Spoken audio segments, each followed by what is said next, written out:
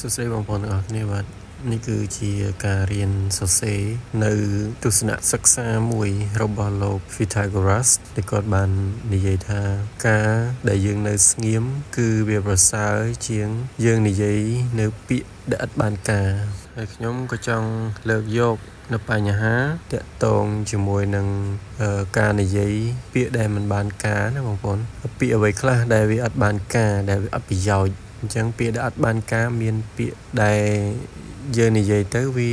អត់មានជាគុណសម្បត្តិសម្រាប់អ្នកដែលស្ដាប់ណាអាហ្នឹងគឺហៅថាពាក្យអត់ប្រយោជន៍ហើយមួយទៀតហ្នឹងគឺពាក្យ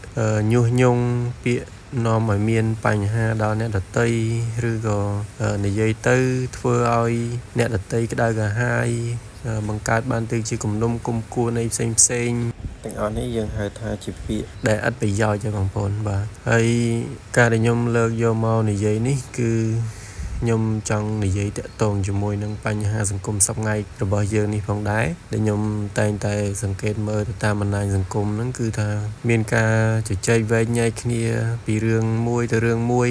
វាមិនមែនជារឿងអាក្រក់អីទេការវែកញែកនៅក្នុងបណ្ដាញសង្គមក៏ប៉ុន្តែពេលដែលយើងនិយាយអ្វីមួយឬក៏វែកញែកផ្លាស់ប្ដូរទស្សនៈគ្នាទៅវិញទៅមកអ្វីមួយគឺសូមបងប្អូនទាំងអស់គ្នាហ្នឹងនិយាយប្រកបទៅដោយបញ្ញាក្រមសីលធម៌ក្នុងការនិយាយកុំ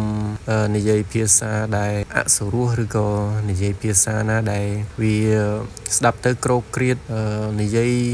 ចាក់ដល់ប្រឆិតប្រឈឺប្រឆិតប្រឈៀងឬក៏និយាយភាសាដែលគ្មានក្រមសីលធម៌ដូចជាការជេរស្ដីឬក៏និយាយភាសាអសុរោះផ្សេងហ្នឹងជាបានជាទៅបងប្អូនបាទខ្ញុំមិនថាការនិយាយ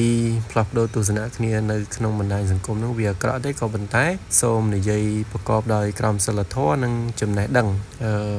ខុសថាខុសត្រូវថាត្រូវហើយ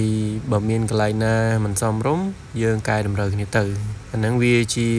ផលប្រយោជន៍សម្រាប់សង្គមជាតិយើងទាំងអស់គ្នាទេបងប្អូនបាទហើយម្យ៉ាងវិញទៀតយើងសុទ្ធតែជាខ្មែរដូចគ្នាទេមិនចាំបាច់យើង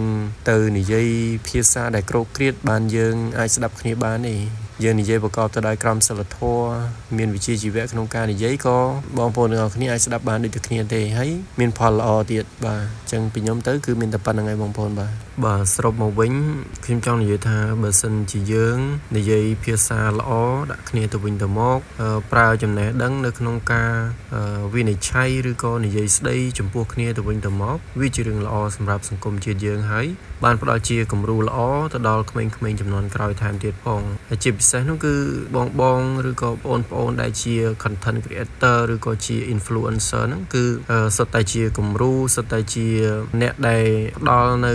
បទពិសោធន៍ចំពោះក្មេងៗចំនួនក្រោយហើយអញ្ចឹងគឺសូមឲ្យការនិយាយរបស់បងប្អូនទាំងអស់គ្នាហ្នឹងคล้ายទៅជា